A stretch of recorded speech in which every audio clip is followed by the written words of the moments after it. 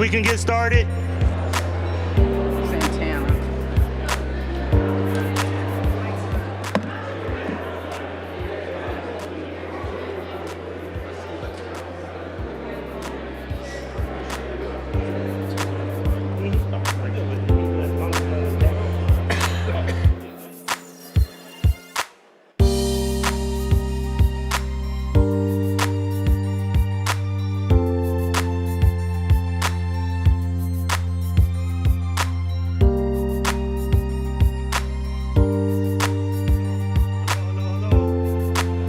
Right here. Could all of the council members please come in and have a seat? All the council members. About to get started.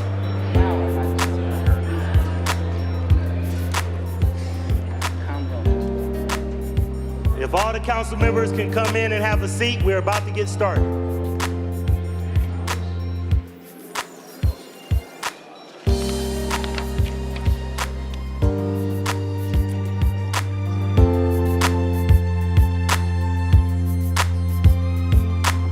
All right. Madam Clerk, please call the roll. Griffin. Here. Bishop. Conwell. Gray. Hairston. Harsh.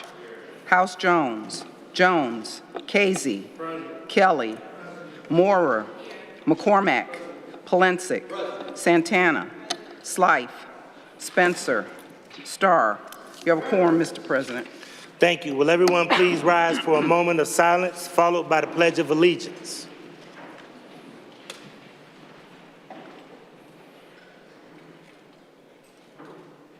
Thank you. I pledge allegiance to the flag of the United States of America and to the republic for which it stands, one nation, under God, indivisible, with liberty and justice for all. Thank you. I'll make the following statement, and please adhere to the statement that I am putting forward. This meeting of Cleveland City Council is a lawful meeting under Section 605.04 of the Codified Ordinances. No person with purpose to prevent or disrupt a lawful meeting shall do any act which obstructs or interferes with the due conduct of such meeting. Members of the public are invited to speak only under the rules set by this council. Disruptions, including but not limited to speaking out of turn and making loud noises and loud utterances, are in violation of the rules and interfere with the due conduct of this lawful meeting. Such disruptions may constitute a misdemeanor and a violation of Section 605.04. Anyone who disrupts this lawful meeting in violation of the codified ordinances commits misdemeanors and is subject to prosecution. The following is the first and only warning. If this meeting is disrupted, I will gavel a halt to the proceedings and direct the assembled officers to escort any person participating in the disruption out of the chamber. Once persons participating in the disruption are outside of the chambers, the officers will close the doors and the disruptors will be handled as directed by the Director of Public Safety. The council proceedings will not begin again until those that participated in the disruption have left the chamber and the chamber doors are closed. Disruptors will not be allowed back in the chamber after the meeting resumes. Again, this is the first and only warning. In addition, I want to make sure that everyone is clearly aware signage and those kind of things are also not allowed and will be considered as being disruptive as well. Madam Clerk, please dispense with the journal. By Councilmember Bishop, that the reading of the minutes of the last meeting be dispensed with the journal approved, seconded by Councilmember Polensik. Thank you. We'll now move to public comment. I would ask that all of the commenters adhere to the strict 3-minute rule. Once you see the yellow light, that means to wrap it up. Once you see the red light, that means to abruptly stop.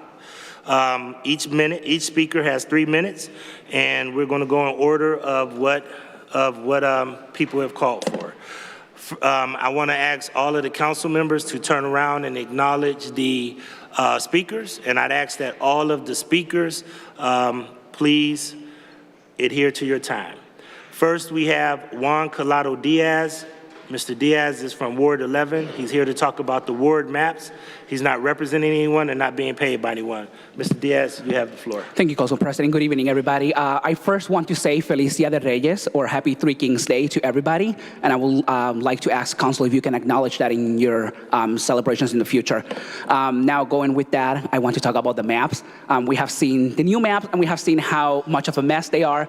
I myself am an employee for community development through the CDC, and I know how awful that's going to be for me, as it's going to be for every one of my residents, to get divided and cut into wards, and how awful it's going to be for those groups out there working on an everyday basis to help their communities.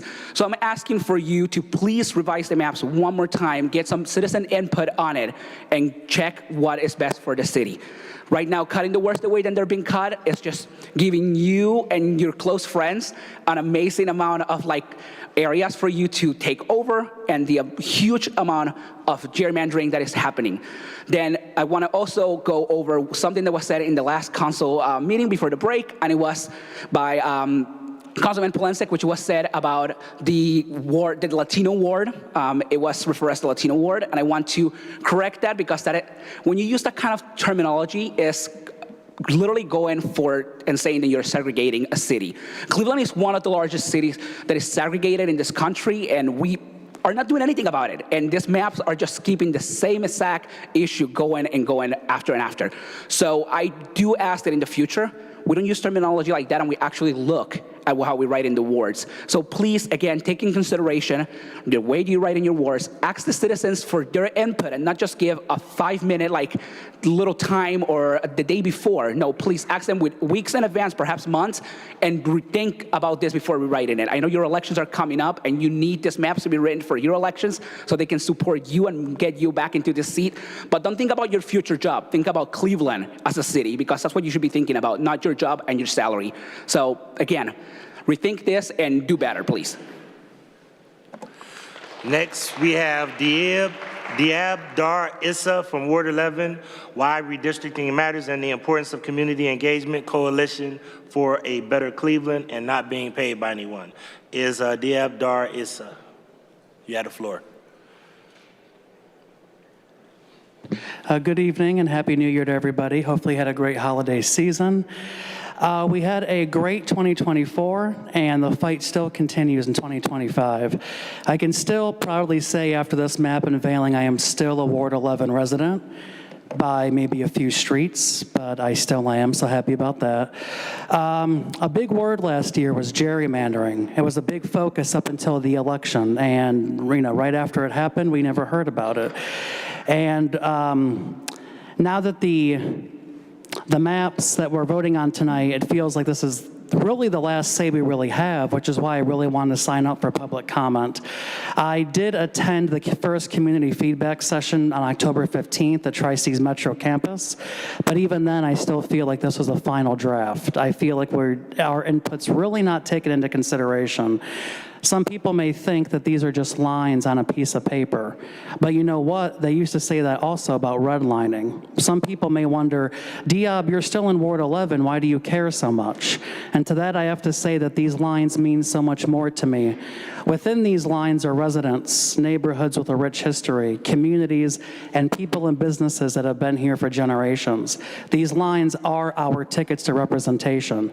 Who's being catered to here? The residents, or is this a matter of incumbent protection? Gerrymandering is something I want to say let's do away with in 2024. Equitable and reasonable representation reflected by the newly drawn ward boundary lines. Now that's what I want to bring into 2025. I may still be Ward 11, but my neighborhood is being cut up. All of our neighborhoods are being cut up. And behind these lines, there are people, there are faces, there are histories, and there are stories that still need to be told. Even after your guys' terms are done, these lines are going to still stick with these neighborhoods. So please take this into consideration. It's so much more important than the vote in November. These are real people and real communities. Thank you, and that's my time. Thank you. Next, we have Michael Hardy. Michael Hardy is from Cleveland West Side. He's here to talk about redistricting. He's not representing anyone and not being paid by anyone. Mr. Hardy, you have the floor. Okay, greetings, everyone. Greetings, Council President, Council members, staff, attendees, and Mayor Bibb. Thank you for the opportunity to speak. My name is Michael Hardy. I live in Ward 11 and serve as Ward 11's ward leader. I'm here to talk about the redistricting process that will be voted on tonight, I hear. We understood that this day was coming, and now it is here. The boundaries for Ward 11 were discussed during the City Council election in Ward 11 back in 2021. Now, the boundaries were discussed even more during the special election of 2023. There were many in the ward, including myself, who were aware that precincts 11A and 11B were getting moved to what is now Ward 16 and will be Ward 13. This was discussed and considered during the 2010 census, so we've known about this for some time. But what wasn't discussed was splitting precinct 11B. Now, this area is arguably the first area in Cuyahoga County with a sizable number of African-American residents. They were brought here to work on the railroad back in the late 1800s, and they resided in what is now Ward 11 and Ward 11A and B. Highway I-71 moved a street moved some people out of the way, so they had to move north of the Highway 71 to live in some areas there. And you still have families who live on both sides of the highway. And this is near Lindale. I'm talking about the railroad in Lindale. That's where the people worked, West Lindale, they call it. So 11A and 11B borders are identifiable. They're clearly identifiable. This is a voting block. And it's a strong voting block, one of the biggest voting blocks in the area. And this is getting divided. Those streets need to stay intact. This is probably an issue in other communities where similar things are happening now and have happened. But what we always want to do in a democracy is let people know that, they are not cut out of this democracy and that they can be involved in the democratic process. People need to know that their vote counts and that their vote is meaningful. Keeping the integrity of the Ward 11 communities intact was important in 2023 during that election. It was talked about quite a bit. But now keeping the integrity of precincts 11A and 11B intact is important. I actually live in 11B. I am asking you to pause this vote so that we can have further discussions on the redistricting process in Ward 11 and in other areas where I know there's quite a bit of talk going on. But I want to thank you for listening, and may God bless everyone here. Thank you very much. Next, we have Nadia Zaim. She does not live here in Cleveland, but is here to talk about the ward redistricting. Nadia represents the League of Women Voters of Greater Cleveland and not being paid by anyone. Nadia, you have the floor. Good evening, Council President and members. My name is Nadia Zaim. I am co-president of the League of Women Voters of Greater Cleveland. For over 100 years, the League has been a nonpartisan grassroots organization that believes voters should play a critical role in democracy. Our mission is to empower voters and defend democracy. That is why we advocate for fair redistricting at the state and local level. This past year, the League actively advocated for Issue 1, the statewide effort to take Ohio redistricting out of the hands of politicians and create a fair, transparent, and public process. We cheered when Council unanimously approved Resolution 1083-2024 in support of Issue 1, stating that gerrymandering takes power away from the people of Ohio and Cleveland, allowing representatives to choose their voters rather than voters choosing their representatives, thereby undermining the foundational principles of free and fair elections that produce democratic governance. Like the voters of Ohio, the residents of the city of Cleveland deserve a redistricting process that includes time for meaningful public input and revisions. You have a wonderful opportunity to show the state of Ohio how fair redistricting works. Maps which keep neighborhoods together not only build strong communities, but they encourage voting. People will vote if they feel like their vote makes a difference. When wards are drawn in a way that splits communities and neighborhoods, people don't see a connection between their vote and what happens in our government. We have provided you with a handout with our proposed map as an example of how it is possible to draw a fair map, one that keeps communities and neighborhoods together, has wards fairly equal in population, and gives citizens a true voice and representation. It even includes 2 true Hispanic opportunity districts, wards 11 and 14, with Hispanic voting age population of at least 32%. Please do not rush this important process. City Council has known since April 2021, when it received census data, that a map with fewer wards would have to be drawn. Nevertheless, Council took no action for 3 years until May 2024. After this delay, now there is a rush to approve maps without time for meaningful community input and revisions. The League applauds Council for having 3 community meetings in October. However, those meetings were held with only a week's notice and were ill-timed just prior to the November general election. The most important time for public engagement is when citizens can respond to a proposed map. Now is the time for community input, public meetings, and revisions based on public input. We hope that you take a step back, listen to your constituents, allow time for meaningful public input, and adopt a map that reflects the communities you serve. The League will continue to fight for fair maps at both the state and local levels, empowering voters and defending democracy. Thank you. Once again, signs and displays are not allowed. And once again, I did not want to interrupt Mrs. Zaim's opportunity for public comment, but the next time someone puts a sign up, we will be instructing them to be removed. Signs are not allowed in these chambers. Thank you. Next up is Dean Van Farrell from Ward 15 to talk about the new ward maps. Dean is not representing anyone and not being paid by anyone. Good evening, Council President, Council members. It's very good to be here. My name is Reverend Dean Van Farrow. I'm a 25-year resident of Detroit Shoreway. I'm also employed in the ward as a pastor of Calvary Reformed. I ask you tonight to reject the proposed ward maps. And the main reason is that cohesive neighborhoods are split up or mapped unnaturally. So I live on 65th between Bridge and Lorraine Avenues. Previously, my ward went to a natural border, West 85th. And then in 2014 to Cadell Commons Park, still a natural boundary. Now it strangely ends to the west at Little West 73rd Street, but more strangely heads east all the way past Burke Lakefront Airport. What do Burke Lakefront and Detroit Shoreway share in common? How could a council member oversee both of those well? Speaking of downtown, it will now be split into 3 wards. How inefficient to serve as a council member there. Take another example. A friend of mine lives on West 89th Street. They commented to me that their new ward will extend all the way to Old Brooklyn. Imagine they can no longer speak to the concerns of Cadell Park, but now to Estabrook Recreation Center.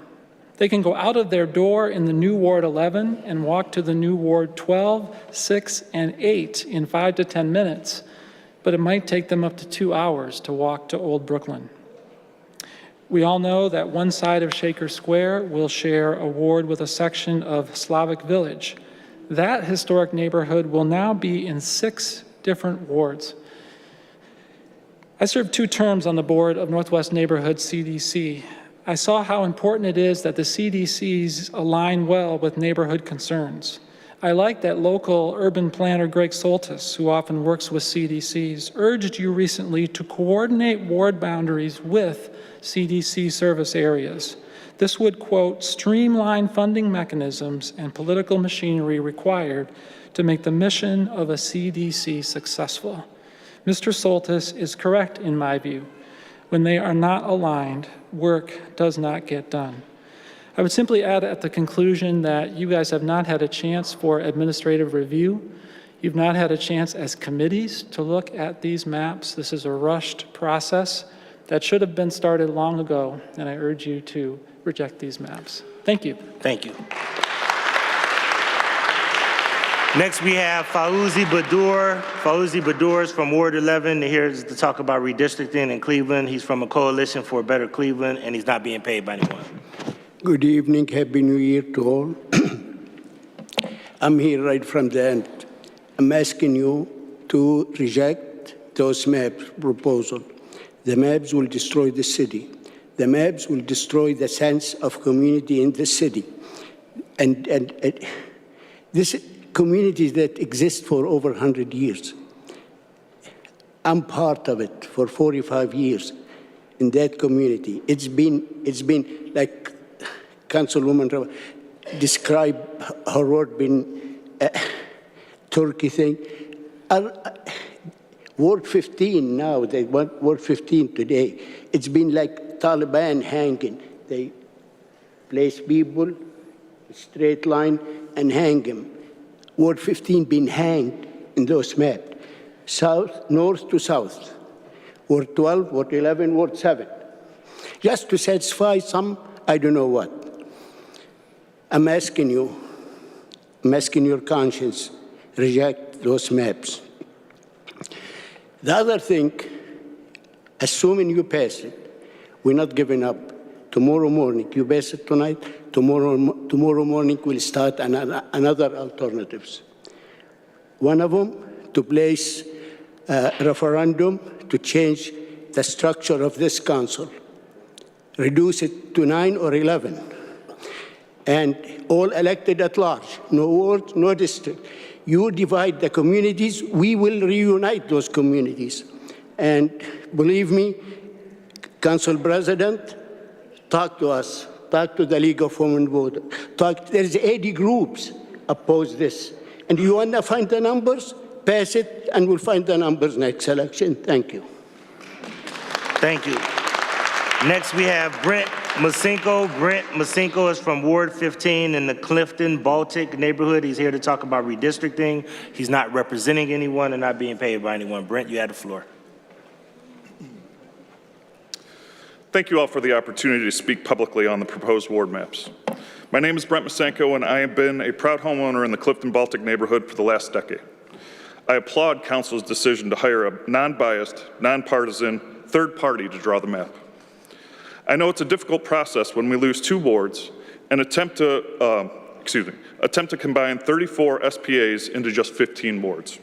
More often than not, using outside consultants is the only truly fair way to draw these maps.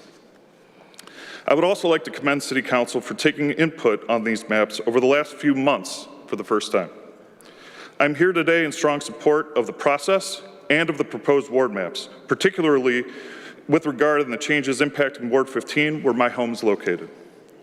For years, my property has been one of just 3 houses on the West Boulevard section of my neighborhood in Ward 15, with my home being the only single-family, owner-occupied residence.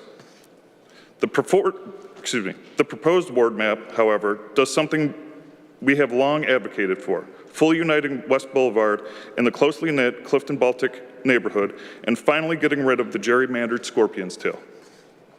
Additionally, drawing the west side wards more north and south versus east and west increases the socioeconomic diversity in the proposed wards, and that is something that every single one of us should champion. I firmly believe in the strength of our communities and of Cleveland as a whole. I firmly believe that the strength of our communities and of Cleveland as a whole comes from the rich diversity of our population. This map more accurately reflects that diversity and will enhance our ward's ability to grow, thrive, and collaborate. I encourage you all to approve the proposed ward maps today. Thank you for your time, consideration, and for working to make our great city even stronger through thoughtful and effective representation. Thank you. Thank you. Next, we have Kat Richards from Cleveland to talk about the new ward maps. Kat is not representing anyone and not being paid by anyone. Ms. Richards, you have the floor. Hi, everybody. I'm Kat Richards. I'm a resident of the Edgewater neighborhood for 30-plus years. I've been through 3 redistricting processes, all of which seem to not make sense for my neighborhood. So I'm here in support of the new ward maps. We feel like going south a little bit for us, since we are a single-family resident neighborhood, is better for us. We don't exactly belong in a mixed-use neighborhood. We have one of the most stringent zoning appropriations that there are. So I wanted to thank everybody for letting me speak. It was very interesting to hear everyone else talk about this. It illustrates how complicated the process is. But like I said, for the first time in 30 years, I'm actually impressed with the new map, and I hope that we vote to keep it. Thank you. Thanks, Ms. Richards. Next, we have Linda Meglin. Linda Meglin is from Ward 15 to talk about the new ward maps. She's not representing anyone and not being paid by anyone. Ms. Meglin, you have the floor. Thank you, and good evening. My name is Linda Meglin, and I live on Edgewater Drive, and I was the president of Edgewater North's Homeowners Association for 13 years. And I still remain active in the neighborhood. I've lived through 2 redistricting processes and believe the maps that this body will hopefully pass tonight are positive and have an excellent result for my neighborhood. I want to give you a little background for everyone about the representation of our neighborhood, because we believe we should be included with our neighbors to the south, not to the east. Now, nothing against the Detroit Shoreway area at all. As a matter of fact, my neighbors and I frequent the businesses often, and our issues facing our neighborhood just closely align with the neighbors in the south. We'd like you to consider the history. From 1963, where Cleveland had 33 wards, the maps ran north and south. This was true to 1986 with 21 wards. Then we were separated. Then in 2003, we were back with our south neighbors when we were represented by Councilman Westbrook. And in 2008, when Cleveland had 21 wards, and they introduced what was called the Scorpion's Tail, we were Ward 18, with our southern neighbors, and we were represented by Councilman Zone. Then, in 2010, there were 19 wards, and we were with our southern neighbors, except we weren't a part of with the Scorpion's Tail. And once again, we were represented by Councilman Zone. Then, in 2013, Councilman Westbrook agreed to step down, and the boundaries were changed, and then we were moved from the southern to the east-west. So there's where we are today, and I know with all this history, I sound like John Meacham, and if you've lost track, we've been more with our southern neighbors than with the east. So the proposed map return our neighborhood to what is a more natural fit, and with what previous council members had determined being connected to the southern neighbors. Again, we certainly support Detroit Shoreway and all the neighborhoods, but our neighborhood does have certain issues that are different from everybody else. Our neighborhood has a very specific zoning. We have created and protected our AA single family for years. Our association has continued to be committed to this, and when the Gold Coast was being put together, being built, the plan was to tear down all the houses on Edgewater Drive, all the houses. And so what we did, the neighborhood did, was, got together, stuck together, fought it, and we won. Thank you. Thank you, Ms. Meglin. Thank you. Last up, we have James Jermalik from Parma Heights, and he's here to talk about tearing down of St. Vincent Charity Hospital. He's not representing anyone and not being paid by anyone.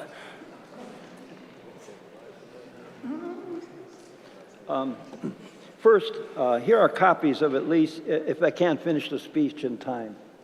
Okay, I'll just lay him here. If you want to help me, contact me after the meeting, or if it's on TV, write to City Council, City Hall. I start with a prayer. Hail Mary, full of grace, the Lord is with thee. Blessed art thou among women, and blessed is the fruit of thy womb, Jesus. Holy Mary, Mother of God, pray for us sinners, now at the hour of our death. Amen. Mary, help me. My name is James Jermalik. I'm not a Democrat or a Republican. I disagree with the Democrats in that I am not for same-sex unions. I am 100% pro-life. I disagree with Trump because I am against deporting people. The Lord gave me the black-white party based on the Ten Commandments, the Bible, the encyclicals of the Pope, and the teaching of the Catholic Church. We are all recipients of God's, Jesus' mercy, and should be charitable to others. Okay. I ask that St. Vincent Charity Hospital not be torn down, but it be used to treat the babies from Gaza. For the last 3 years, the Lord has given me the scripture for the Middle East. The revelation is certain, a great war, Daniel 10:1. Not only will it save babies, but it might well prevent a great regional war. If the Muslims see some charity, some Christianity toward them, the Palestinians, it would temper their vengeance. For example, Hezbollah said, as long as Israel bombed Gaza, they would bomb Israel. In Matthew 25:36, it says, you saw me ill and you cared for me. Well, Lord, when we see you ill, when you did it for the least of my brethren, you did it for me. Scripture says the beginning of wisdom is fear of the Lord. Okay, can you imagine your aunt, mother, grandmother, a baby child being imprisoned in your ward with no way out and being bombed? President Gerald Ford had a baby lift at the end of the Vietnam War. We had a vigil outside of St. Vincent Charity Hospital on Christmas Eve. We had a clear view of the bridge. We heard a loud crash. The man could have been dying. It would have taken 5 minutes to get to St. Vincent had it been open, but 1/2 hour to get to another hospital. And in that case, the guy would be dead on arrival. The doctors in Gaza describe holding a baby's brain flowing out of his hand. The hospital has to use gauze over and over again, spreading infections. Instead of making a political decision, think of your eternal salvation. Instead of being the Marie Antoinette city, outrageous tax increases for the poor, hit-and-run drivers not arrested, and street takeovers, the whole world will admire you. For while they did nothing, Proverbs says, did you fail to rescue those who were being dragged off to death? You did not fail to rescue those tottering near death. Proverbs 24:11. I might get through it. For decades, Nori and I have fought to save babies in the womb from being killed. Now they're killing babies after birth. 33 years from now, no one will know what you did for your ward. But with the Lord, 1,000 years are like a watch in the night. Jesus will always know what you did for his least brethren. You can make a mistake, we all do, allowing St. Vincent Charity Hospital to self-destruct. Is that it? Up. Thank you, sir. Okay. Thank you. Appreciate it. Thank you. Hey. All right, we'll move now to communications. Madam Clerk, please share communications.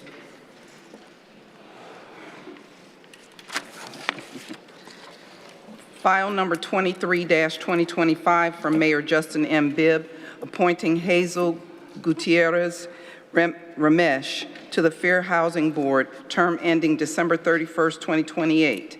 File number 24-2025 from Council President Blaine A. Griffin, designating without objection by Council Alan Dreyer to serve as Clerk of Council Pro Tem for matters requiring the clerk's signature between December 3rd to the 6th, 2024.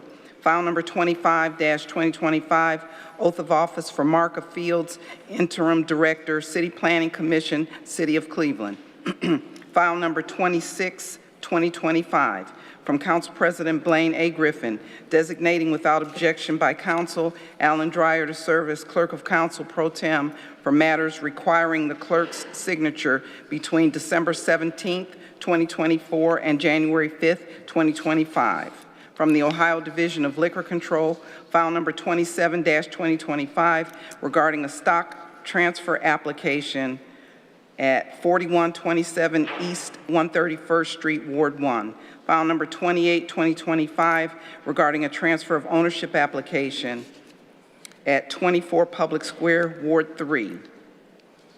File number 29-2025, regarding a transfer of location application at 14201 Harvard Avenue, Ward 1. File number 30-2025, regarding a transfer of ownership application at 1930 East 79th Street, Ward 7. File number 31-2025, regarding a new license application at 12400 Crossburn Avenue, Ward 16.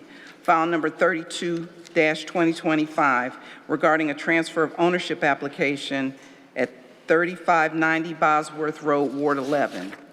File number 33 20-2025 regarding a transfer of ownership application at 15428 Lakeshore Boulevard, Ward 8. File number 34-2025 regarding a transfer of ownership application at 13960 Lorraine Avenue, Ward 16. File number 35-2025 regarding a transfer of ownership application at 3892 West 130th Street, Ward 16. File number 36-2025 regarding a new license application at 2600 Detroit Avenue, Ward 3. File number 37-2025 regarding a new license application at 24 Public Square, Ward 3. File number 38-2025 regarding a transfer of ownership application at 15239 Triscuit Road, Ward 17. File number 39-2025 regarding an economic development transfer application at 17004 Lorraine Avenue, Ward 17. File number, this doesn't have a file number. It's type application D2, D2X, D3 from Ward 1. Condolence resolutions. Oh, there is, okay. Resolutions of condolence by Councilmember Griffin for Annie R. Bedell, by Councilmember Moore for Mary Ann Fraught, by Councilmember Conwell for Quentin Theron Rucker, by Councilmember Griffin for Robert David Sopko, by Councilmember Griffin for Ian William Haggerty, by Councilmember Griffin for David M. Lenahan, by Councilmember Santana for Sharon Lynn Hogue, by Councilmember Gray for Carrie Randall, by Councilmember Starr for Inez B.C. Thompson, by Councilmember Conwell for Anthony Van Norfleet, by Councilmember Council for Joyce Mohammed Logan Cross, by Councilmember Gray for Margaret Foxhall Davis, by Councilmember Moore for Dr. Sharon Fields, by Councilmember Griffin for James C. Barnwell, Jr. Are there any other condolence resolutions? I see Councilman McCormick, Councilman Pulisic, and Councilwoman House Jones. Thank you, Mr. President. Without your objection, I think all of council should hold a number for former President Jimmy Carter. Can we all be marked as condolence for former President Jimmy Carter? Thank you. Any other condolence resolutions? Once again, no signs are allowed. I'm going to ask if everyone can put the signs down. I'm going to ask nicely. Next time, I'm going to ask if whoever put the signs up is actually removed. Thank you. Councilman Pulisic. Mr. Chairman, Madam Clerk, would you please hold out a number for David Trenton? David Trenton, former member of this body years ago. Thank you. Thank you. So duly noted. Councilwoman House Jones. Yes, can we hold out a number for Chauncey Devon Williams, Lady Shirley Francis Smith Hilton, and George Lawrence Sr. Thank you. Duly noted. Councilman Harsh.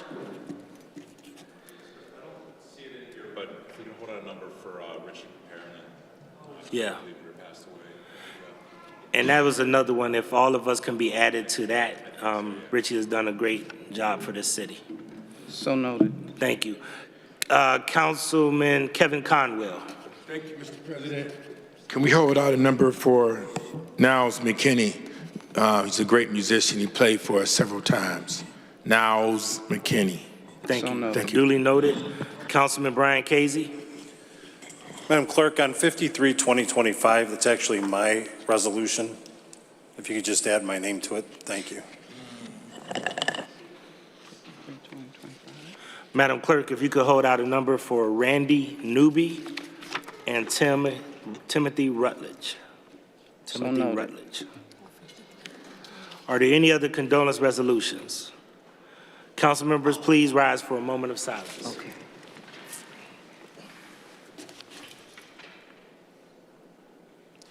Thank you. Are there any congratulatory resolutions? Resolutions of congratulations by Councilmember House Jones for Reverend B.W. Bennett, by Councilmember Griffin for Thomas Einhaus, by Councilmember House Jones for LaJean Ray. Resolutions of recognition by Councilmember Polensik for Everlena McNeeser, by Councilmember Santana for Juan Molina Crespo, by Thank you. Councilmember Spencer for Detective Asp, by Councilmember Spencer for Sergeant Becca, by Councilmember Spencer for Detective Poff, by Councilmember Spencer for Patrol Officer Holt Santiago, by Councilmember Spencer for Sergeant Woima, by Councilmember Spencer for Detective Nan, by Councilmember Spencer for Detective Randolph, by Councilmember Spencer for Detective Sistek, by Councilmember Spencer for Detective Singh, by Councilmember Spencer for Patrol Officer Domnori, by Councilmember Spencer for Patrol Officer Kelly, by Councilmember Spencer for Patrol Officer Lozniak,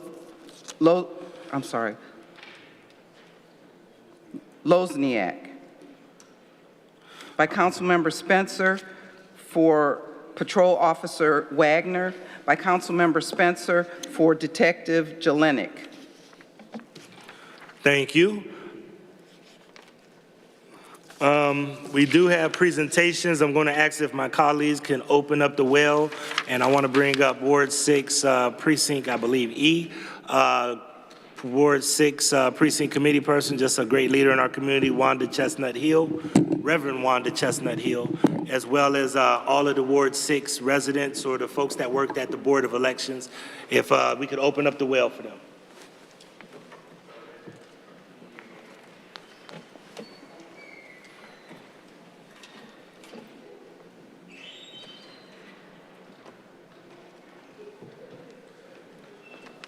Thank you. Come on up, come on up. Move this up a little bit.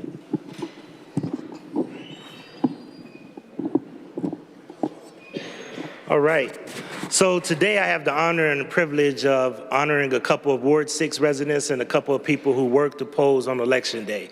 We know how important our democracy is, and unfortunately, in Ward 6, we had a huge tragedy at Union Square Apartments. Unfortunately, there was a person who lost their life after a fall from the 9th floor.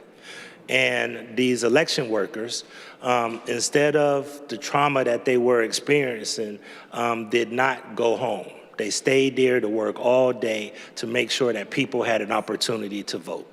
So I wanted to bring them down here today to honor them for protecting our democracy, and we all owe them a debt of gratitude and a round of applause for really focusing on this. Thank you.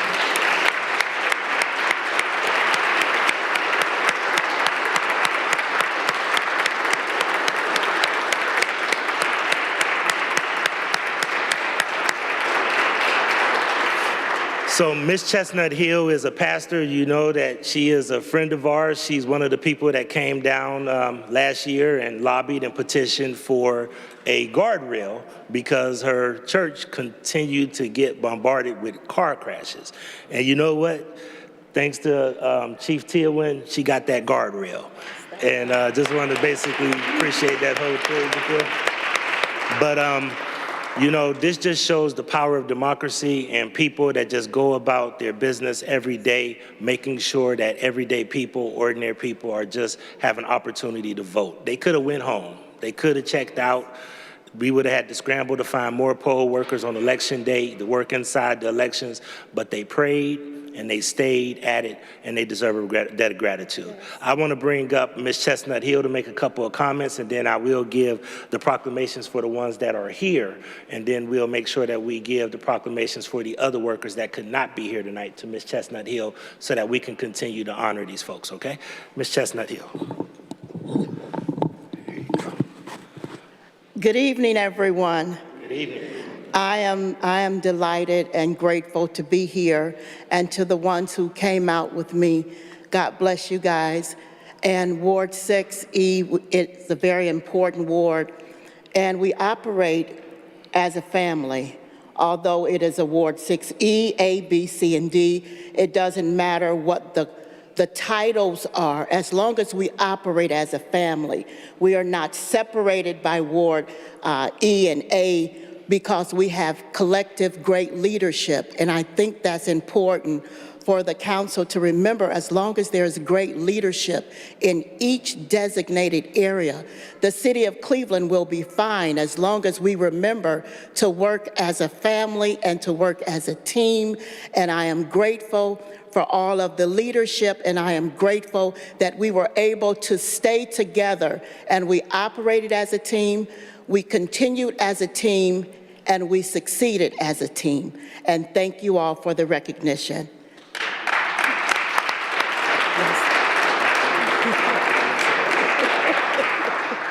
I'm going to read off all the names of the people who actually stood and once again spent the whole day there, even amongst that traumatic incident. The first one is Shirley Goodman. Here she is. Ms. Shirley, let's give her a round of applause if we could. Tangi Hart is Tangi Hart. I don't believe she's here, but I'll make sure that we give it. Raymond Ellington. Mr. Ellington, here you go. Darlene Paschal, I don't believe she's here. Costella Goodman, I don't believe that she is here. Constance Murphy, we'll make sure that she gets hers. Bridget Hill, we'll make sure that she gets hers. And, hold on, I don't see Miss Chestnuts. Well, just give Ms. We'll make sure we get Miss Chestnuts. Miss Chestnut, that just goes to show Miss Chestnut is always thinking about other people and advocating for other people. She has a pastor's spirit, and we forgot to make sure that we got hers. So we'll make sure that we get hers and make sure that we do it. But if we could, can we just take a picture? Yeah. Thank you. Come on over.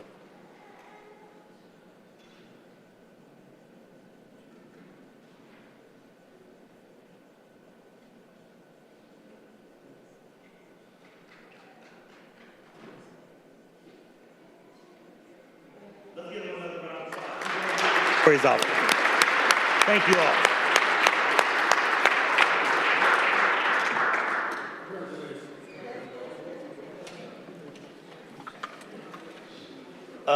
Make sure you get those to Miss Chestnut so that we can follow up with those people. Anthony, make sure we get those to Miss Chestnut, and we'll make sure we follow her. Miss Chestnut, I want to give you those, and then we'll follow up with hers. All right, Madam Clerk, first reading emergency ordinances referred for administrative review, committee review. Ordinance 1925 by Councilmember Griffin by departmental request, authorizing the Director of Finance on behalf of Cleveland Municipal Court to apply for and accept a grant from the Alcohol, Drug Addiction, and Mental Health Services Board of Cuyahoga County for the Addiction Treatment Program administrative fee for year 25 program. Ordinance 2025 by Councilmember Griffin by departmental request, authorizing Director of Finance to enter into an agreement with Holland and Knight LLP for the federal lobbying services for the City of Cleveland for a period of 1 year with one option to renew for an additional 1 year period exercisable by the Director of Finance. Ordinance 2025 by Council Members Bishop and Griffin by departmental request, authorizing the Director of Public Works to employ one or more professional consultants to provide education and training for employees and to enter into contract with Solid Waste Association of North America for a period of 1 year with 1 year option to renew exercisable by the Director of Public Works. Ordinance 2025 by Council Members Bishop and Griffin by departmental request, authorizing the Director of Public Works, Parks and Recreation, and/or Finance as appropriate to employ one or more professional consultants to assess, recommend, and/or procure property insurance for the Huntington Bank Field located at 100 Alfred Lerner Way and other related services for a period of 1 year. Ordinance 2025 by Council Members Starr, Bishop, Hairston, and Griffin by departmental request, authorizing the Directors of Public Works and Economic Development to enter into a ground lease with Rust Belt Riders Composting, LLC, for the use and occupancy of property located at 3270 East 79th Street to consolidate its composting facility operations and to install a retail operation at the location for a period of 10 years with 2 10-year options to renew, exercisable by the Directors of Public Works and Economic Development. Ordinance 42, 2025, by Council Members McCormack, Conwell, Hairston, and Griffin, by departmental request, authorizing Director of Public Health to transfer property located at 4242 Lorraine Avenue to the control, possession, and use of the Department of Community Development or Economic Development, authorizing the sale or lease of property to Penrose Holdings or its designee for future redevelopment, and authorizing the Directors of Public Health, Community Development, and Economic Development and Penrose Holdings to enter into a development agreement relating to this ordinance. Ordinance 43, 2025, by Council Members Bishop, Polensek, and Griffin, by departmental request, authorizing the Director of Finance on behalf of the Office of Prevention, Intervention, and Opportunity for Youth and Young Adults to employ one or more professional consultants to design and implement projects to support the transformation of city recreation centers into trauma-informed neighborhood resource and recreation centers, to develop and provide programs and activities for youth and their families to serve as tools to prevent violence, develop skills and knowledge to overcome challenges associated with trauma and toxic stress, and to create opportunities for youth and their families to live quality lives for a period up to 18 months, with one option to renew for a period of 18 months, exercisable by the Director of Finance. Ordinance 44, 2025, by Council Members Bishop and Hairston, by departmental request. Upon vacation of Old West Boulevard, to revoke the existing encroachment permit to the Tamir Rice Foundation for the Tamir Rice Memorial, authorizing the mayor and the Commissioner of Purchases and Supplies to execute a deed of easement over the revoked encroachment permit property, granting to the Tamir Rice Foundation certain easement rights to improve and maintain the Tamir Rice Memorial, granting easements to utility providers for any existing facility through or under the right-of-way of vacated Old West Boulevard, and declaring that the easement rights granted are not needed for the city's public use. Ordinance 45, 2025, by Council Members Bishop, Hairston, and Griffin, by departmental request, to supplement the ordinance of 746, 2024, relating to the Bedrock 41 TIF district by adding 3 new whereas clauses and sections 9A, B, C, D, E, and F, to repeal Section 9 and to amend Section 10 relating to authorizing the Director of Economic Development to enter into a tax increment financing agreement and the Director of Capital Projects to enter into one or more construction management agreements with the Cleveland LD LLC for various public improvements, and authorizing other agreements and documents. First reading emergency ordinances to be passed. Ordinance 1, 2025, by Councilmember Griffin, to amend sections 103.002 of the codified ordinances, to repeal sections 103.01 to 17 of the codified ordinances as enacted or amended by various ordinances, and to supplement the codified ordinances by enacting new sections 103.01 to 15 relating to boundaries and wards. Ordinance 2, 2025, by Council Members Gray and Starr, to amend Section 1 of Ordinance 1318, 2024, relating to the agreement with Burtonville Car Development. Ordinance 3, 2025, by Council Members McCormack, House, Jones, and Hairston, consenting and approving the issuance of a permit for the Cleveland 10-miler on April 26, 2025, managed by Hermes Sports and Events. Ordinance 4, 2025, by Councilmember McCormack, consenting and approving the issuance of a permit for the OR OC event on August 2nd, 2025, managed by Hermes Sports and Events. Ordinance 5, 2025, by Councilmember McCormack, consenting and approving the issuance of a permit for the Parrot Head Run on July 19, 2025, managed by Hermes Sports and Events.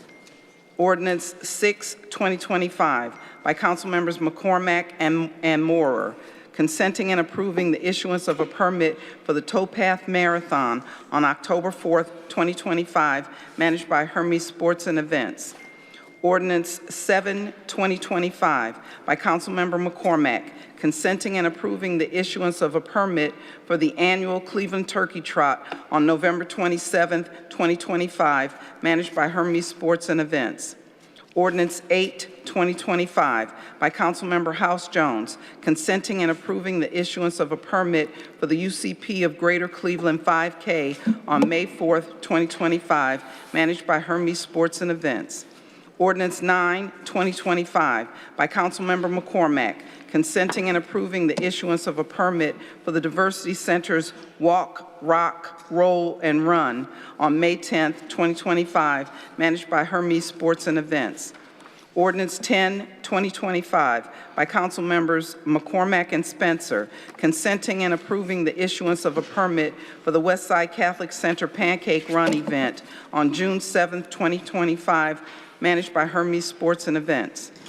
Ordinance 11, 2025, by Councilmember McCormack, consenting and approving the issuance of a permit for the Will Run for Tacos 5K event on May 3, 2025, managed by Hermes Sports and Events.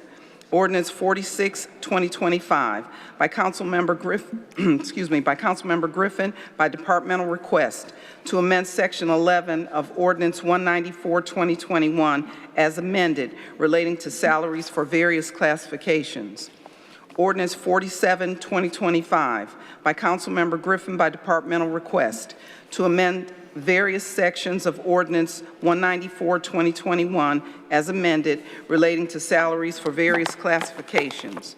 Ordinance 81, 2025, by Councilmember McCormack, consenting and approving the issuance of a permit for the Homeward Bound 5K on June 21, 2025, managed by Hermes Sports and Events.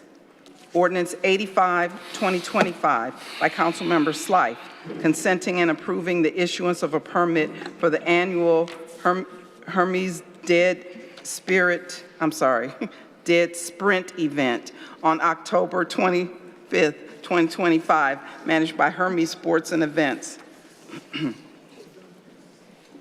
Thank you. Read the motion to suspend the rules. By Councilmember Bishop, that the rules be suspended and the legislation just read be placed on final passage, seconded by Councilmember Polensek. On both the motion to suspend the rules and on Ordinance 1, 2025. Duly noted. Can you please mark the councilwoman as a no for both of those? So noted. Thank you. Call the roll. Griffin, Bishop, Conwell, Gray, Hairston, Harsh, House Jones, Jones, Casey, Kelly, Moore, McCormack, Polensek, Santana, Slife, Spencer, Starr. 15 yeas, 1 nay. Thank you. Call the roll on passage. Griffin, Bishop, Conwell, Gray, Hairston, Harsh, House Jones, Jones, Casey, Kelly, Moore, McCormack, Polensek, Santana, Slife, Spencer, Starr. Councilman Casey. Madam Clerk, please mark me a no on 1, 2025. Thank you. All right. Call the roll on passage. I did. It's 14 yeas, 2 nays. Thank you. First reading emergency resolutions to be adopted. Resolution 12, 2025, by Councilmember Griffin, appointing 2 members of the Local Board of Tax Review. Resolution 13, 2025, by Councilmember Hairston, objecting to a new D1 liquor permit at 4034 St. Clair Avenue. Resolution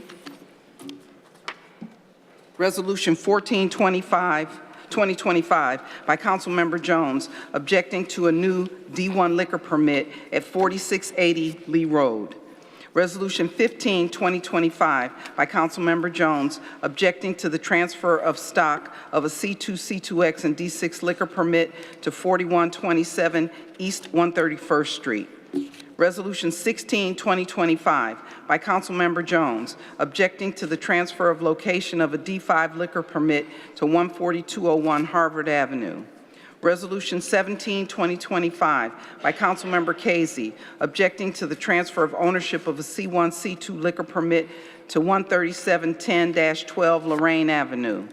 Resolution 18, 2025, by Councilmember Hairston, withdrawing objection to a stock C1 and C2 liquor permit at 13920 St. Clair Avenue and repealing Resolution 799, 2024, objecting to said permit. Resolution 82, 2025, by Councilmember Casey, objecting to the transfer of ownership of a C2 and C2X liquor permit to 3892 West 130th Street. Resolution 83, 2025, by Councilmember Polensek, withdrawing objection to the transfer of ownership of a D5 liquor permit to 768 East 200th Street and repealing Resolution 1332, 2024, objecting to said permit. Resolution 84, 2025, by Councilmember Polensek, objecting to the transfer of ownership of a C1, C2 liquor permit to 15428 Lakeshore Boulevard. Read the motion to suspend the rules. By Councilmember Bishop, that the rules be suspended and the legislation just read be placed on final passage. Seconded by Councilmember Polensek. Call the roll. Griffin, Bishop, Conwell, Gray, Hairston, Harsh, House Jones, Jones, Casey, Kelly, Moore, McCormack, Polensek, Santana, Slife, Spencer, Starr. 16 yeas. Thank you. Call the roll on adoption. Griffin, Bishop, Conwell, Gray, Hairston, Harsh, House Jones, Jones, Casey, Kelly, Moore, McCormack, Polensek, Santana, Slife, Spencer, Starr. 16 yeas. Thank you. Second reading emergency ordinance is to be passed. Ordinance 1320, 2024, by Council Members Hairston, Bishop, and Griffin by departmental request, to amend the title in Section 1 of Ordinance 531, 2023, as amended, relating to authorizing the Director of Capital Projects and/or Port Control as appropriate to enter into one or more contracts for the detailed design and/or construction of the early implementation phase of Cleveland Harbor Eastern Embayment Resilience Strategy Project. Read the motion to suspend the rules. By Councilmember Bishop, that the rules be suspended and the legislation just read be placed on final passage. Seconded by Councilmember Polensek. Call the roll. Griffin, Bishop, Conwell, Gray, Hairston, Harsh, House Jones, Jones, Casey, Kelly, Moore, McCormack, Polensek, Santana, Slife, Spencer, Starr. 16 yeas. Call the roll on passage. Griffin, Bishop, Conwell, Gray, Hairston, Harsh, House Jones, Jones, Casey, Kelly, Moore, McCormack, Polensek, Santana, Slife, Spencer, Starr. 16 yeas. Thank you. We'll now move to introductions, and it is, first of all, my privilege and honor to announce my friend, the former state representative, former state senator, and also former director of the Community Relations Board, John Barnes Jr., if he would please stand. John Barnes Jr. Let's give him a round of applause, John Barnes Jr. I also want to take a moment, and I know that I'm probably going to hear several comments about the map and redistricting, but I do want to ask both of the consultants. 2 out of the 3 consultants are here, and I would like both of them to stand and be acknowledged. That's Dr. Mark Salling and Mr. Kent Whitley, if we get them a round of applause. And I want to thank these gentlemen for really rolling up their sleeves and dealing with a tough process, and really appreciate the time and effort that you put into this, and on behalf of the citizens of the city of Cleveland. Thank you. All right, any other introductions? Any other introductions? Oh, we always need to acknowledge, I know we got a couple of judicial candidates, but Ensign Loving, if Ensign Loving could please stand. And how can we not acknowledge the attorney extraordinaire, Darrell Fields, if he could please stand. Darrell Fields. Stand up, Darrell, so everybody, Darrell, stand up so everybody can see who you are. Wave or something. All right. Okay. All right. We'll go to any other introductions. Any other introductions? Any other introductions? Councilman Richard Starr. Introduce my council colleague, Mookie over there. He's here, our councilman. Yo, want to make sure I introduce him. Absolutely. Mook Robinson, a business owner in the St. Clair area and also councilman in Richmond Heights. And we always got to acknowledge our good friend, Roger Carney. I know he's retired, but Roger, good to see Roger here. Any other introductions or acknowledgements? Any other introductions or acknowledgements? Announcements, any announcements? Any announcements? Any announcements? We'll move to miscellaneous, any miscellaneous? And Councilwoman Moore has asked for extra time, so I'll give her extra time and then I'll come back to Councilman McCormick. I don't know that I'll need the extra time, but I appreciate it. I rise tonight to give a voice to so many of my residents who are here. Frankly, in the introduction sections, I didn't even want to stop to talk to the many Ward 12 residents that are here tonight and the many, many in Slavic Village who couldn't come here tonight, but who filled out these petitions at our Holodazzle and Block Club meetings that I know were sent to all of the council members. And I rise tonight because so many of my residents, they've called, they've come to City Hall, they've signed petitions, they've written emails, and I want to give them a voice in this room tonight. Tonight I voted no on Ordinance 1, 2025, which redistricts our wards in honor of them. And I want to take a moment to explain some of my thinking and why I chose to follow in their footsteps in saying that these maps were not the right fit for Ward 12 and for Slavic Village. I'm troubled by the transparency, by the broken promises around community engagement throughout this process. First and foremost, politicians should not be drawing our own maps. And you can vote yes on this bill tonight. I know many of you did, and also believe that we need to move towards a change where we take the line drawing process out of the hands of politicians. It should be independent. It should be separate from where council members live. It should be focused fully on neighborhoods. It should be focused fully on what we talked about at the beginning, which are natural boundaries. That's not what happened, but we can make sure that it's what happens next time if we all commit to a charter change that makes sure that council members are not the ones voting on our own maps. We here are 17 Democrats. We all unanimously supported issue 1 at the state level to make map drawing independent statewide, and I truly believe that we need to do the same thing here. Secondly, this legislation is passing tonight under suspension of our rules. And I want to tell you a little bit about how those rules work, because sometimes it's a little confusing. Under our charter, every legislation that passes through the city of Cleveland is supposed to get 3 readings. What's a reading? It's what Clerk Britt did where she reads the legislation out loud here in this body. It's not the debate process, but it's a reading of the bill into the city record here at City Hall on a Monday night. Typically, we pass almost all of our legislation under a typical suspension of the rules, which takes us to 2 readings and to 1 committee hearing in between those 2 hearings. That's what's a typical emergency ordinance or emergency resolution. What we did here tonight was we passed this legislation with only 1 reading.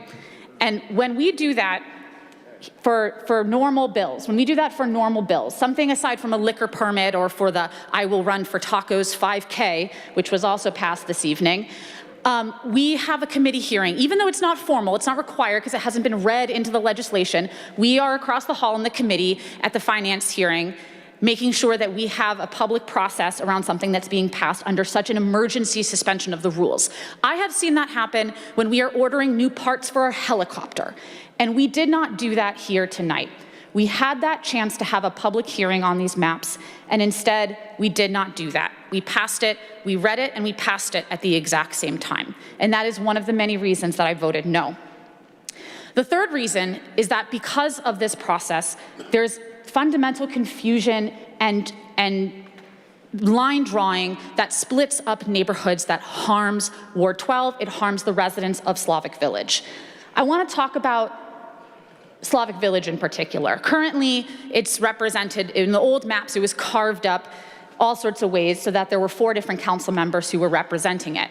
And there were members of this body who, when talking publicly about these maps, said, well, hey, I'm really supportive of these because now Slavic Village is in only 2 wards, and that's a step in the right direction.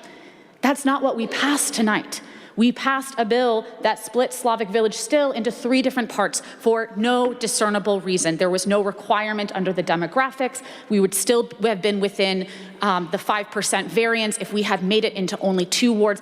And God help me, one day I want Slavic Village to only be in 1 ward and to have 1 advocate who can come down here and push for changes on Fleet Avenue, at East 55th and Broadway, in Warner Turney. Make sure that we have that solid, consistent advocacy that this neighborhood has been lacking and is one of the many reasons why it's a neighborhood that continues to struggle.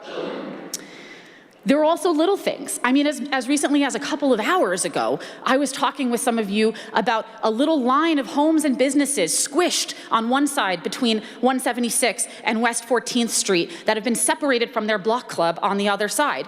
And to my understanding, I think we're all on the same page. I know the residents and the business owners want to just be a part of their block club that's on the other side of West 14th, but because we pushed this under suspension of the rules with no opportunities for comments or for amendments, we didn't get that fixed in time. And now that section is going to have to deal with the repercussions and have a different representative.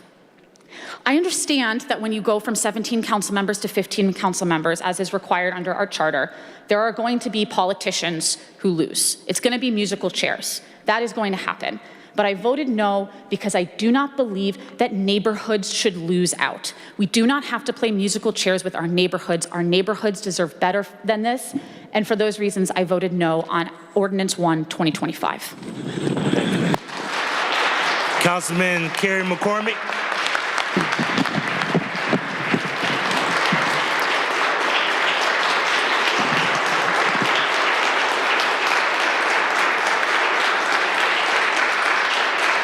Thank you, Mr. President. I appreciate, thank you, Mr. President. I appreciate the time this evening. Happy New Year to everyone. I hope everyone had a great holiday season and New Year. I want to make one correction that I heard in public comment tonight. There have been 3 fabulous people who have represented downtown Cleveland for years. Councilwoman House Jones and Starr joined me in representing downtown Cleveland, and they do a darn good job at doing that. So the 3 of us have done that for years, and I just wanted to recognize them because they've been an integral part of downtown Cleveland, the neighborhood, the residents that live there in the community for years, and have done a really good job representing them alongside myself. So I wanted to make that note. Mr. President, I rise today to thank you for leading this redistricting process. There is no way to win this process from your perspective. There is no way for you or any other council president to quote unquote win this process, meaning make every single person happy. But I know from the beginning, Mr. President, that that wasn't your goal, nor should have been. Your goal was to run a process with knowing that you were reducing 2 council members to look at neighborhoods and to do the best you could, taking in public feedback and feedback from the community to create wards that make sense. A city of Cleveland that, if you look at the physical makeup of it, is a funky city. The municipal lines of the city of Cleveland, before you even get into the wards themselves, is a funky shaped city. So working on that to ensure that you did the best job you could, I fundamentally believe that you did that, and I thank you for running that process, Mr. Chairman. I read in the newspaper yesterday that Ohio City and Tremont were obliterated into pieces. To my surprise, as I look at this map right here, as a lifelong city of Cleveland resident, and I see my neighborhood's completely intact, that I've represented, had the privilege of representing for 9 years. The misinformation that has flown on this issue is ridiculous, performative, and I understand the fact that there are folks that are not happy with it. Mr. President, you're aware that there are parts of this map that I don't like. I'm aware that there are parts of Ward 6 you don't like.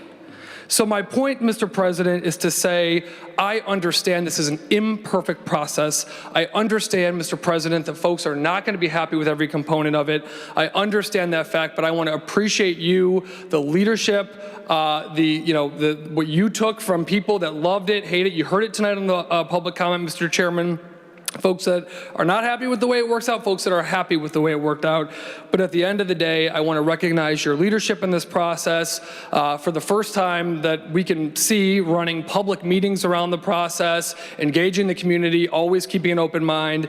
And Council President, as I've told you from day one, one of the things that I admire about you most is you listen to people and you listen to people. It doesn't mean at the end of the day that everyone's going to agree or you're going to agree with everybody, but I wanted to recognize you for your leadership in this matter. I know that you worked hard to listen to folks, to listen to council members, to take in feedback.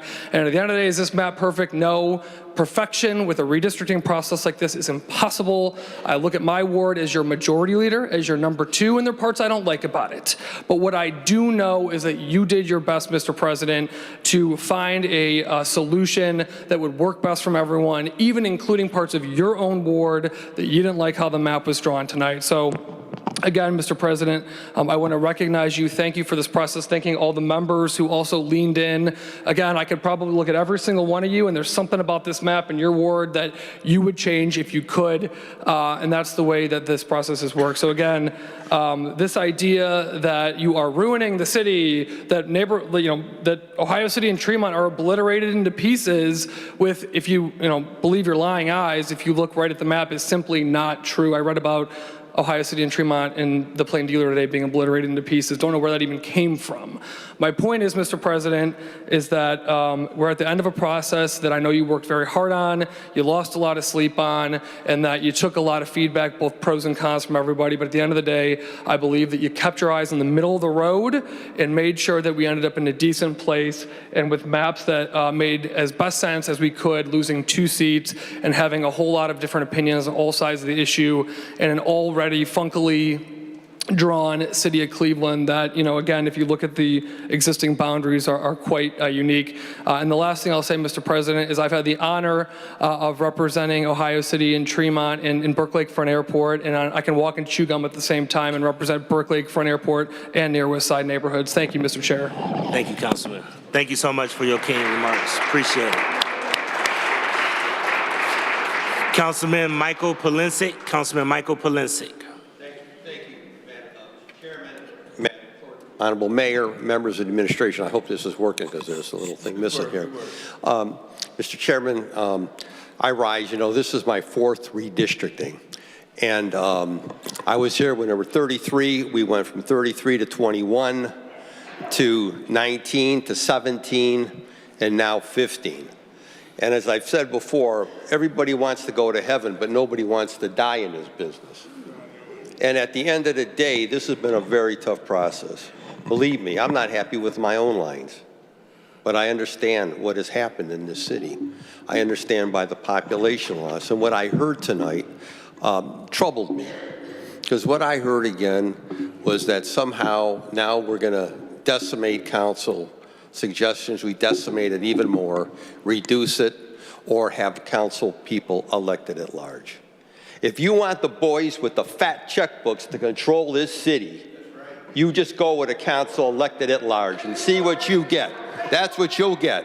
That's what you will get. So at the end of the day, people better think long and hard about this process. I would suggest maybe we should go back to 17 on a charter amendment so you can stabilize the city, because continuing to reduce the body takes away representation, and I'm going to be very parochial about it, takes away representation more from the east side than what we've seen in the past. That's what's happened. With the population law, it should be a wake-up call for all of us. Unless the city collectively focuses more on quality of life issues, public safety, education, services, all the things that are important to our citizens, because people talk with their feet. Businesses talk with their feet. And look at the demographic changes in the inner ring suburbs. Speaks for themselves. Unless we can figure out collectively how to pay greater attention to neighborhoods, as I want to tell you right now, and I'm not here to offend anybody, but if you think a bridge between City Hall and the courthouse down to the lakefront where there's going to be an empty stadium is going to stabilize any neighborhoods in our city, you're wrong. Okay? If you think by using $60 million to reconstruct the roads at the end of 9th Street is going to stabilize any neighborhoods, you're wrong. Because what we were told and what I was told in this body, that if we built 3 sports complexes, everything was going to be hunky-dory here. And we've lost more population than ever. I'm still waiting for the 28,000 jobs from Gateway that we were promised. Never received those. So unless we collectively, Mr. Chairman, and my honorable colleagues and Mayor, and the Mayor's team, unless we step back and analyze what's been taking place in our city, I can think of all the bad decisions. I can think of building a lakefront line from Tower City to a parking lot. Think about that, which doesn't run half the time. Of building a hotel with no parking downtown. Of the medical mart, when what we were, oh, that was going to save us, wasn't it? You saw a Cleveland Clinic run from that like jackrabbits in heat. Okay? So we cannot continue to keep making bad decisions here. We all got to sit down and figure out how we're going to stabilize this population, because you think, to my brothers and sisters, and I appreciate everyone that came here to speak on the redistricting. I thought they were eloquent and they were hard-spoken. But if you think it's tough now, you just wait to continue to lose more population and see what you're going to have. You ain't seen nothing yet. You want to talk about carnage in this city? You will see it. We have got to figure out how to better address the concerns, because not only is Cleveland not growing, my brothers and sisters, the county is not growing. That's a fact we have to contend with. So unless we all step back and analyze where our priorities should be, what we're doing here, we're going into the budget this coming April. We got to focus more on quality of life issues, on city services. And if we don't, then we're going to continue to see this migration out. And I received as many calls, probably more calls than a lot of people in this body with the redistricting. Because in those 4 redistrictings that I went through, 3 times I was either completely out of the ward or linked with another community. And here I am again. But I understand it. And I understand with the council president, because I talk with him virtually almost every day about this process. This was a tough one, my brothers and sisters, very tough. I could have got up here tonight and voted against it as well, very easily, because I'm not happy with the lines. But I understand why, and Mr. Chairman, you were open, you were accessible. I think you tried to do the best you could with the population loss, and I tell people again, look at the numbers. The numbers speak for themselves, what has happened in this city. So at the end of the day, I'm going to quote a former mayor, it is what it is. It is what it is. And unless we can address those major issues, if you think bike paths are going to stabilize our neighborhood, wrong. If you think all this other glitz and glamour is going to stabilize our neighborhoods, it hasn't done it. We have to do things differently as we go forward. I look forward to working with you, Mr. Chairman, the mayor, his team, my colleagues as we go into the budget. But we got to get our priorities straight. Thank you very much. Thank you, Dean. Appreciate it. Well spoken. Is there any more miscellaneous? Any more miscellaneous? I first of all want to thank everybody here. I want to thank the citizens. I know a lot of people think that that I get angry with this. Sometimes you do get a little bit frustrated, but at the end of the day, citizens are only speaking up for what they believe they deserve. We have to weigh information from multiple sources in order to make tough decisions. This was a very tough process. I will tell you, in light of some of the comments that we got about, St. Hyacinths, as well as the Clifton Baltic area, we did make some amendments and adjustments to what we originally put out there based on community feedback. I will also tell you, which is something that I'm not proud of, we lost 2 wards on the east side. 2 wards disappeared from the east side, which the population actually declined precipitously on the east side of Cleveland. We had to expand and move more of the wards from east to west in the city on the east side, and we took the opportunity to move wards from north to south so that we could try to keep as much intact as possible. I will also tell you that one of the things that I did is pulled maps from all the way from 1960. Please look at our website. If you want to see how this city has been chopped up in the past and how it's been chopped up compared to the map that you see now, take a look at the maps from when we went from 33 to 21 to 19 to 17 and now to 15. If anything we learned through this process is that we got to do a better job of making sure that everybody's counted for the census. As Councilman Pulisic said, we got to do better with quality of life. I don't mind confrontation. I don't mind having debates and having differences. What I do mind is decorum. And we did try to put a process in place that we felt had decorum. For example, Slavic Village and the Forest Hills neighborhood. In doing research, because my colleague brought up that she felt that, that neighborhood was not being left intact, I find out that former Councilman Joe Simperman, when it was Ward 13, actually went from Tremont and Slavic Village that included Forest City and went all the way to Broadway, where the former hospital used to be on Broadway. This is not new, okay?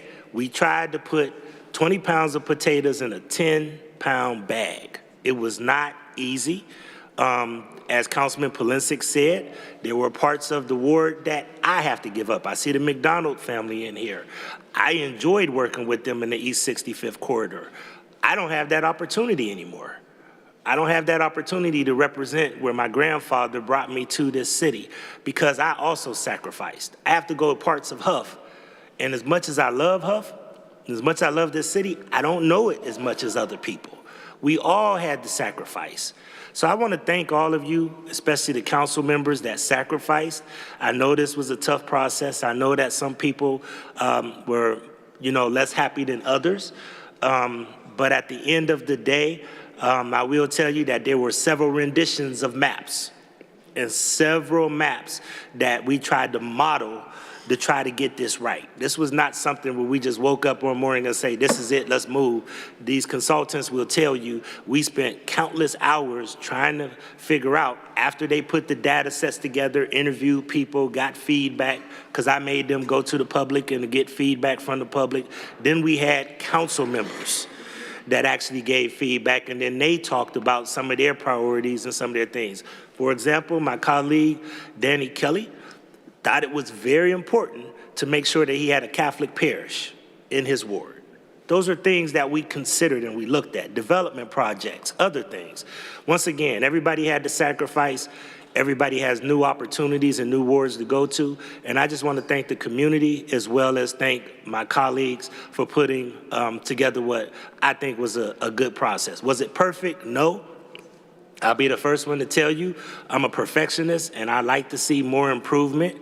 I'm not sold yet on a citizens panel. That's something we can have a broader conversation about. But at the end of the day, all I will tell you is that we gave our best effort, we did the best that we could, and we believe that we have a process that was transparent, that was fair, and a process that all of us can be proud of. So once again, thank all of you guys.